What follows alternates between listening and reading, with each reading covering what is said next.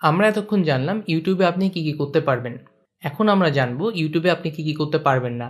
ইউটিউবে কী পলিসি আছে এবং কপিরাইটের ইস্যুর জন্য কী সমস্যা হতে পারে। সো প্রথমেই ইউটিউবের পলিসি এবং কমিউনিটি গাইডলাইন। আপনি যদি ইউটিউবের পলিসি এবং কমিউনিটি গাইডলাইন যদি প্রপারলি না মানেন, আপনার চ্যানেল বন্ধ পর্যন্ত হয়ে যেতে পারে। সো এই গাইডলাইনের মধ্যে কী বিষয় অন্তর্ভুক্ত আছে, কী নিয়ে আপনি ভিডিও বানাতে পারবেন না। হেট স্পিচ এবং রেসিজম প্রমোট করে এরকম কোনো বিষয় নিয়ে আপনি ভিডিও বানাতে পারবেন না। কোনো একটা জাতিকে বা কোনো একটা জেন্ডারকে যে মিসরিপ্রেজেন্ট করে বা ওদেরকে নিয়ে কোনো একটা খারাপ কথা নিয়ে কোনো একটা ভিডিও বানানো, এরকম কোনো কিছু আপনি করতে পারবেন না। ভায়োলেন্স বা অ্যাক্সিডেন্টে কোনো ফুটেজ ইউজ করতে পারবেন না। হ্যাঁ, তবে শিক্ষামূলক কাজে ইউজ করতে পারেন, তবে অবশ্যই সেটা টাইটেল বা ডিসক্রিপশনে লেখা থাকতে হবে। নিউডিটি এবং পর্নোগ্রাফি নিয়ে কোনো কিছু বানাতে পারবেন না, তবে সেক্সুয়াল এডুকেশনের জন্য আর্টিস্টিক ওয়েতে আপনি হয়তো রিপ্রেজেন্ট করতে পারেন। স্প্যাম, স্ক্যাম বা কোনো ডিসেপটিভ প্র্যাকটিসকে প্রমোট করে এরকম কোনো কিছু আপনি নিয়ে ভিডিও বানাতে পারবেন না। বন্দুকের ব্যবহার বা আগ্নেয়াস্ত্র বা অন্য কোনো বোমা এইসব নিয়ে কোনো রকম টিউটোরিয়াল হোক বা কোনো কিছু আপনি বানাতে পারবেন না। হার্মফুল এবং ডেঞ্জারাস কন্টেন্ট প্রমোট করে বা কোনো ইলিগ্যাল অ্যাক্টিভিটি প্রমোট করে যেগুলো সিরিয়াস ফিজিক্যাল হার্ম অথবা ডেথ পর্যন্ত করতে পারে, সেগুলো যে ইউটিউবে অ্যালাউ না।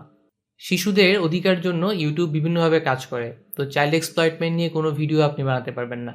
সাইবার বুলিং এবং হ্যারাসমেন্টকে প্রমোট করে এরকম কোনো কিছু আপনি করতে পারবেন না ইউটিউবে।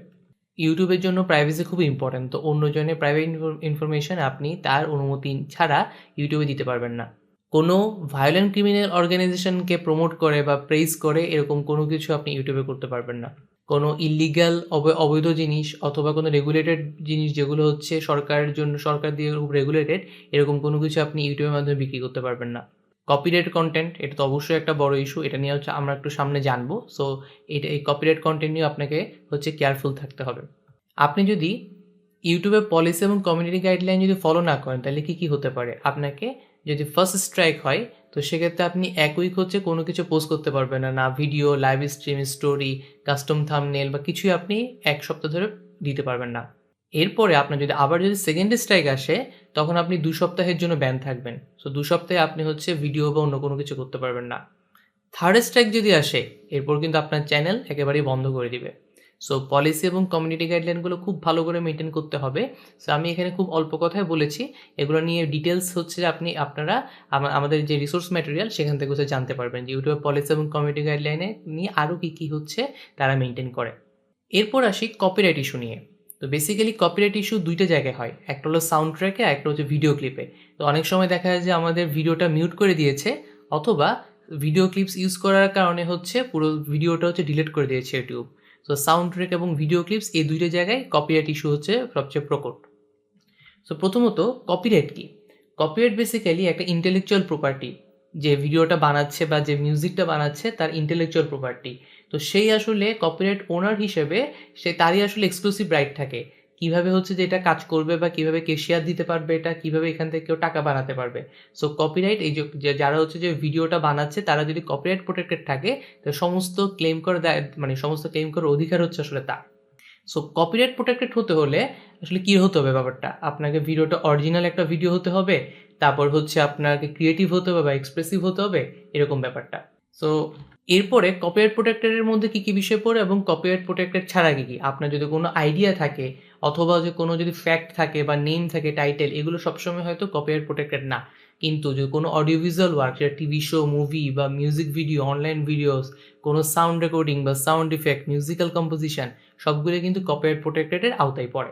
সো আইন যেমন সবার কাছে সমান, ইউটিউবের এই কপিরাইট লও সবার কাছে সমান। আপনি একটা ইন্ডিপেন্ডেন্ট মিউজিশিয়ান হন বা ব্লগার হন, আবার লার্জ রেকর্ড লেভেল বা মুভি স্টুডিওস হন, আপনার সবার জন্যই এই কপিরাইট লটা সমানভাবে কাজ করে। Same scope of exclusive right সবার জন্য সমানভাবে প্রযোজ্য। এছাড়া কপিরাইট ক্লেম ছাড়া আরেকটা ক্লেম থাকে, সেটা কন্টেন্ট আইডি ক্লেম।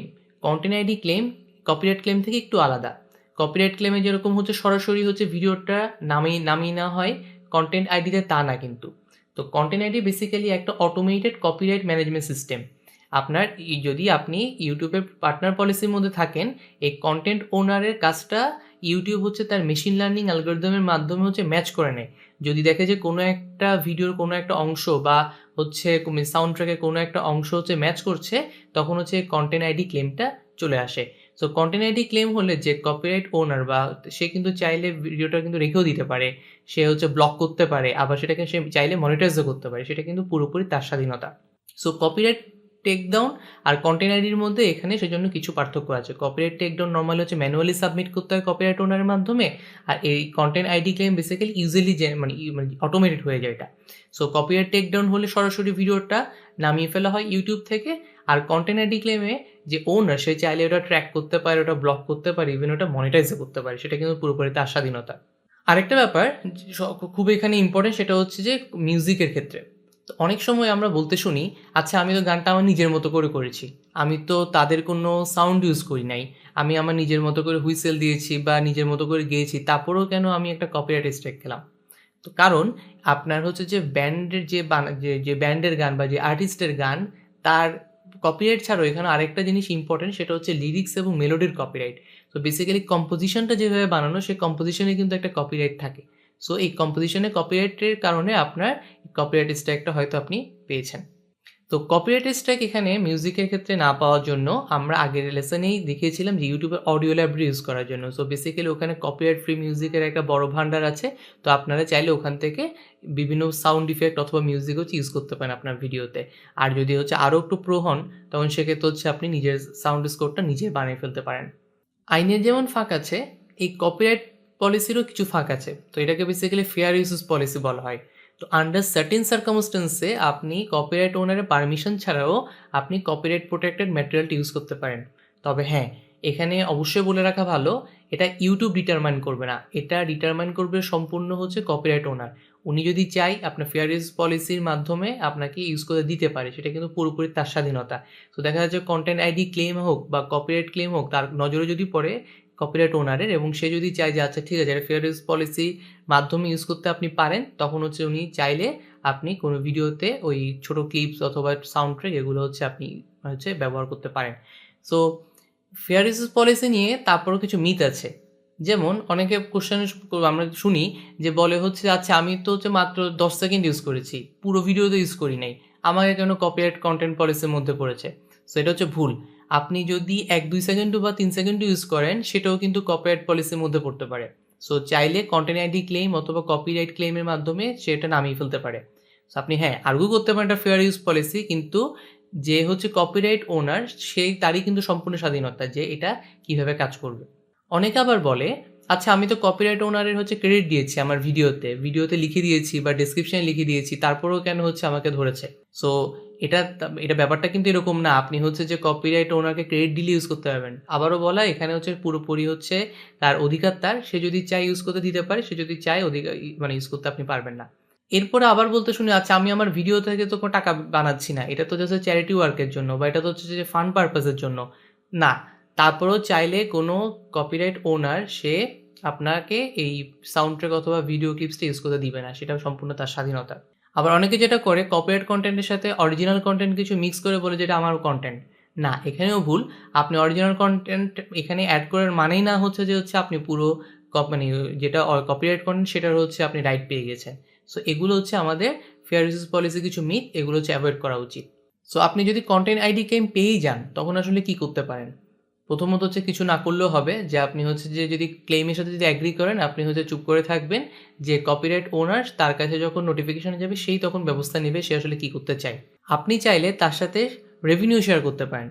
সো আপনি যদি হচ্ছে ইউটিউব পার্টনার প্রোগ্রামের হচ্ছে মেম্বার হন এবং মিউজিক্যাল কম্পোজিশন বা এরকম কোনো ভিডিও ক্লিপস ইউজ করতে চান, আপনি অরিজিনাল ওনারের সাথে সেটা হচ্ছে শেয়ার করতে পারেন। আবার আপনি হচ্ছে ক্লেমটা ডিসপিউটও করতে পারেন। আপনি যদি দেখেন যে না এটা আসলে fair use policy fair use পলিসিতে হোক বা কপিরাইট কন্টেন্ট আইডি ক্লেমটা এটা ভুল করে আপনার কাছে এই নোটিফিকেশনটি এসেছে, আপনি চাইলে সেটা ক্লেমটা ডিসপিউট করতে পারেন। তো এখানে যখন এরকম হচ্ছে আপনার কাছে কোনো মেইল আসবে, আপনি ওখান থেকে হচ্ছে এখানে অ্যাপিল করতে পারবেন। এছাড়া আপনি চাইলেন যে না কন্টেন্ট আইডি ক্লেম এসেছে, সো এটা আপনি হচ্ছে যে সরিয়ে ফেলতে চান আপনার ভিডিও থেকে, ওই অংশটুকু সরিয়ে ফেলতে চান, তখন কী করতে পারেন? আপনি হচ্ছে আপনার ভিডিও সাউন্ডটা মিউট করে দিতে পারেন, অথবা সাউন্ডটা রিপ্লেস করতে পারেন, অথবা ওই অংশটা আপনি ট্রিম আউট করে দিতে পারেন। এবং ইউটিউবের ভিডিও এডিটর টুল দিয়ে এই তিনটাই কিন্তু করা যায় খুব সহজে। সো মোটামুটি অল্প কথা ইউটিউবের পলিসি এবং কপিরাইট ইস্যুস এগুলোই। এছাড়া এটা নিয়ে আসলে আরও অনেক জানাশোনা থাকা লাগবে যে হচ্ছে আপনি কী করতে পারবেন না বা কী করতে পারবেন, কতটুকু ইউজ করতে পারবেন বা পারবেন না। তো এটা নিয়ে হচ্ছে রিসোর্স ম্যাটেরিয়ালে যে পলিসি এবং কপিরাইট ইস্যুস নিয়ে যে ম্যাটেরিয়ালগুলো আছে বা যে লিঙ্কগুলো আছে সেগুলোতে কাইন্ডলি একটু গো থ্রু করবেন। সো এটা নিয়ে আপনার আরেকটু ডিটেলস হচ্ছে জানতে পারবেন।